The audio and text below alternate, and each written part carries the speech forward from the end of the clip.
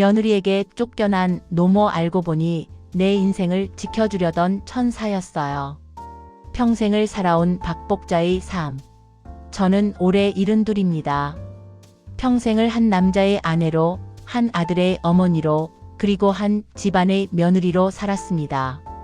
제 이름은 박복자입니다. 이름부터가 복이 없다고들 했어요. 시집 오자마자 남편 사업이 망했고 그때부터 평생을 허리 굽혀 살았습니다. 남편은 술에 의지했고 저는 가게 청소며 공장 일을 전전했죠. 그래도 아들 도연이 하나만큼은 잘 키웠어요. 이 아이만 잘 되면 됐다. 그게 제 인생의 목표였습니다. 며느리와의 첫 만남. 시간이 흘러 도연이는 대기업에 취직했고 어느 날 여자친구를 데리고 왔습니다. 엄마 인사해 서은이야. 처음엔 예뻐 보였어요. 단정한 복장에 고운 말투를 가진 아이였죠. 그런데 이상하게도 마음이 편치 않았습니다. 너무 똑똑했어요. 말하는 것도 생각하는 것도 정확했죠. 저는 그게 불편했습니다. 저런 애는 시어머니 말 안 듣겠다. 첫인상부터 마음을 닫아버렸어요. 점점 커지는 오해. 결혼 후에도 마음이 풀리지 않았습니다. 며느리는 깔끔하고 성실했지만 무언가 늘 저를 가르치려 드는 듯 했어요. 어머니, 설탕은 이만큼만 넣으세요. 혈당 조심하셔야 해요. 어머니, 아버님 약 드셨는지 체크하셨어요? 처음엔 고마웠는데 점점 잔소리처럼 들렸습니다. 나이도 어린 게 뭘 안다고. 속으론 그렇게 되뇌었죠. 남편의 죽음과 동거 제안. 남편이 세상을 떠난 건 그로부터 3년 뒤였습니다.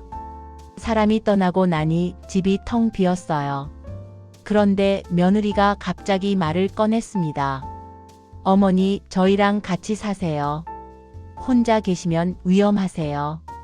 그 말이 고마워야 하는데 이상하게 그땐 그렇게 들리지 않았어요. 이제 집까지 노리나? 그 의심이 마음에 싹 텄습니다. 그날부터 저는 며느리의 모든 행동이 의심스러웠습니다. 밥을 차려도 청소를 해도 마치 내 자리를 빼앗으려는 것처럼 보였죠. 폭발한 분노. 하루는 며느리가 제 방에 들어와 서랍을 뒤지고 있었어요. 뭐 하는 거야? 어머니, 약 봉투 좀 찾으려고요. 그게 왜 내 서랍에 있어? 아버님 약이랑 같이 넣어두신 것 같아서요. 그 순간 피가 거꾸로 쏟았습니다. 내 물건 함부로 뒤지지 마. 너 같은 건 내 딸이 아니야. 그날 며느리는 울면서 방을 나갔습니다. 그 이후로 한동안 저를 피했죠. 아들은 중간에서 눈치만 봤습니다. 건강 악화와 간 이식. 몇 달 후 저는 건강이 급격히 나빠졌어요. 기침이 멈추지 않았고 몸이 부었습니다. 병원에 가니 의사가 말하더군요. 간이 많이 망가졌습니다. 이식이 아니면 위험할 수도 있어요. 그 말을 듣는 순간 눈앞이 캄캄했습니다. 이 나이에 이식이라니. 그런데 이상한 일은 그 다음부터였어요. 며느리가 매일 병원에 찾아왔습니다. 어머니, 오늘은 죽 드셨어요? 어머니, 검사 결과 좋아졌대요. 웃는 얼굴이 진심 같았어요. 하지만 저는 또 속으로 생각했죠. 이제 아프니까 착한 척하는 거겠지. 병원비의 비밀. 며칠 후 병원비 고지서를 보고 또 충격을 받았습니다. 도연이 월급으론 감당이 안 될 금액이었거든요. 그런데 병원비가 모두 납부되어 있었어요. 저는 간호사에게 물었죠. 이 돈 누가 냈어요? 며느님이요. 신용대출 받으셨던데요. 순간 가슴이 철렁했습니다. 하지만 마음 한구석은 여전히 굳어 있었어요. 저것도 다 계산이 있을 거야. 그 집에서 쫓겨나다. 며칠 후 집으로 돌아왔는데 집안이 이상하게 정리되어 있더군요. 제 방 물건 절반이 사라져 있었습니다. 이게 뭐야? 어머니 리모델링 하려고 정리 중이에요. 누가 허락했어? 어머니 혼자 사시기 위험하니까요. 손잡이도 달고 바닥도 바꾸려고요. 그 순간 저는 폭발했습니다. 너 내 집을 팔려는 거지? 내가 죽으면 이 집 다 내 거 될 줄 알아? 안 돼. 절대 안 돼. 며느리는 울면서 말했어요. 어머니 그런 거 아니에요. 저 진짜 어머니 위해서. 하지만 저는 문을 꽝 닫고 나가버렸습니다. 그날 밤 저는 짐을 싸서 친정 동생네로 갔습니다. 내가 내 집에서 쫓겨났구나. 그때는 정말 그렇게 믿었어요. 충격적인 진실. 며칠 후 아들이 찾아왔습니다. 엄마, 왜 그러셨어요? 서은이 엄마 위해 준비한 거였어요. 무슨 소리야? 엄마 집을 담보로 대출받은 게 아니라 서은이 개인 명의로 대출받은 거예요. 엄마 간이식 수술비 때문에. 그 말을 듣는 순간 심장이 멎는 줄 알았습니다. 그럼 내가 잘못한 거였어? 엄마, 서은이 지금 병원이에요. 중환자실에 며느리. 병원에 도착했을 때 며느리 서은이는 중환자실에 누워 있었습니다. 창백한 얼굴, 붙잡은 손끝이 얼음장 같았어요. 그 아이의 곁엔 아들이 서 있었죠. 도연이는 눈이 퉁퉁 부어 있었습니다. 엄마, 서은이가요. 간 기증하겠다고 했대요. 자기 간 일부 떼어내서 엄마한테 이식하겠다고. 저는 그 말을 듣는 순간 심장이 쿵 내려앉았습니다. 그게 무슨 소리야? 그 아이 간을 떼어내서 나를 살리겠다고? 기증 결정. 의사는 차분하게 설명했습니다. 며느님이 간이식 가능 판정이 나왔습니다. 하지만 건강이 좋지 않아 기증 후 합병증 위험이 있습니다. 저는 그 자리에 주저앉았어요. 안 돼요. 그럴 순 없어요. 그 아이 아직 젊잖아요. 내가 그냥 죽으면 되지 왜 그 아이를. 하지만 이미 서은이는 모든 서류에 사인을 마쳤다고 했습니다. 수술 전 참회. 며칠 후 수술실 앞에서 저는 아들 손을 잡고 울었습니다. 내가 그런 말 안 했으면, 그날 그렇게 내쫓지 않았으면. 아들은 고개를 떨구며 말했습니다. 엄마, 서은이는 엄마를 원망 안 해요. 오히려 감사하대요. 감사하다고? 엄마 덕분에 가족의 의미를 배웠다고요.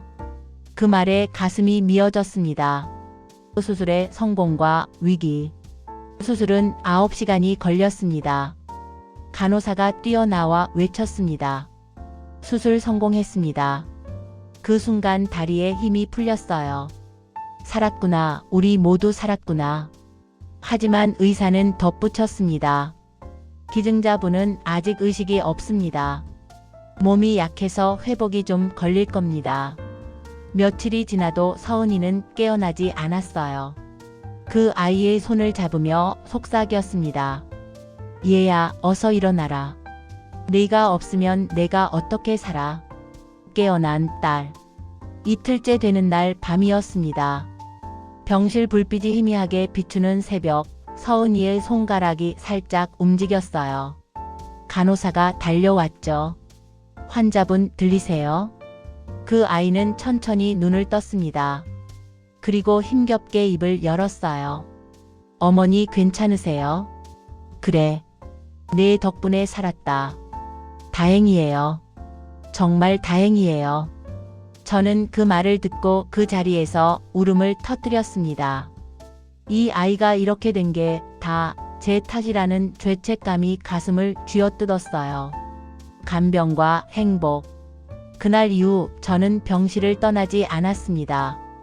서은이에게 이유식도 떠먹여주고 머리도 감겨주었어요. 그 아이는 아프면서도 늘 웃었습니다. 어머니, 저 이젠 진짜 행복해요. 이 고생을 하면서 행복하다고? 이제야 어머니가 저를 봐주시잖아요. 그 말에 저는 아무 말도 못했습니다. 악화되는 상태. 하지만 행복은 오래가지 않았습니다. 기증 부위 염증이 악화되었고 서은이는 다시 중환자실로 옮겨졌습니다. 아들은 매일 울며 기도했어요. 하느님, 제발 제 아내 살려주세요. 저는 그 옆에서 속삭였습니다. 하느님, 대신 나를 데려가세요. 이 아이는 아직 젊어요. 하지만 하늘은 너무 냉정했습니다. 그 아이는 결국 그렇게 조용히 세상을 떠났습니다. 마지막 편지. 장례식 날 하얀 국화꽃이 수북이 쌓인 영정 앞에서 저는 서은이 사진을 끌어안고 울었습니다. 미안하다. 엄마가 너무 미안하다. 사람들이 말렸지만 저는 끝내 영정을 놓지 않았어요. 그날 밤 병실에서 서은이가 마지막으로 쓴 편지가 발견됐습니다. 어머니, 저 너무 행복했어요. 어머니의 잔소리도 한숨도 다 사랑이었어요. 제가 드릴 수 있는 게 몸뿐이라 미안해요. 어머니는 꼭 건강하게 오래 사세요. 그리고 언젠가 저를 딸이라고 한 번만 불러주세요. 편지 끝에 손 떨린 글씨로 이렇게 쓰여 있었습니다. 사랑합니다, 어머니. 새로운 부름.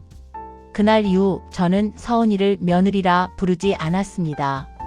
우리 서은이 딸이라고 불렀어요. 아들과 저는 한동안 아무 말도 하지 못했습니다. 집안엔 서은이의 흔적이 곳곳에 남아 있었죠. 냉장고 안반찬통, 서랍 속 약봉투, 그리고 식탁 위에 놓인 메모지 하나. 어머니, 저녁 드셨어요? 짧은 글씨 한 줄이 가슴을 찔렀습니다. 회복과 속죄. 시간이 흘러 저는 회복했습니다. 간이식 받은 지 1년이 지났을 무렵 서은이 부모님을 찾아갔습니다. 두 분은 저를 보자 눈물을 참지 못했습니다. 우리 서은이, 당신 덕분에 세상에 의미를 남기고 갔어요. 저는 그 자리에서 무릎을 꿇었습니다. 아니에요. 그 아이가 제 생명을 살렸어요.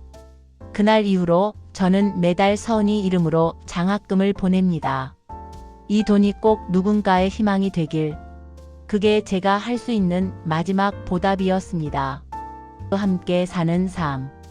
이제는 혼자가 아닙니다. 서은이는 떠났지만 그 아이의 마음은 제 안에 남아 있거든요.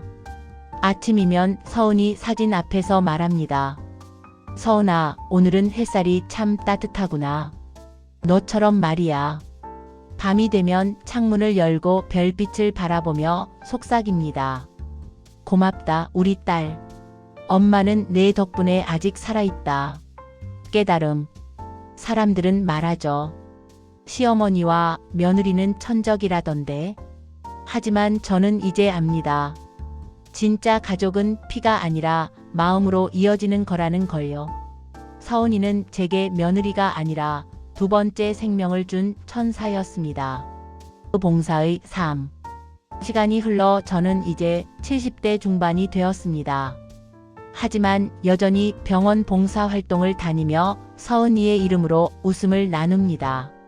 젊은 간호사가 묻더군요. 어르신, 왜 이렇게 열심히 하세요? 저는 웃으며 말했습니다. 나한테 생명을 준 아이가 있었거든. 해시태그 꿈속의 만남. 어느 날 꿈에서 서은이가 저를 보며 웃었습니다. 어머니, 이제 아프지 마세요. 저는 그 아이 품에 안겨 말했어요. 그래, 우리 딸. 엄마 이제 울지 않을게. 그리고 아침에 눈을 뜨니 햇살이 유난히 따뜻했습니다. 마치 서은이가 제 손을 잡고 있는 것처럼요. 마지막 고백. 이제 저는 그 아이가 남겨준 따뜻한 마음으로 살아갑니다. 누가 묻죠. 그래도 며느리한테 쫓겨난 건 억울하지 않아요? 저는 미소 짓습니다. 쫓겨난 게 아니라 그 아이 품으로 돌아갔던 거예요.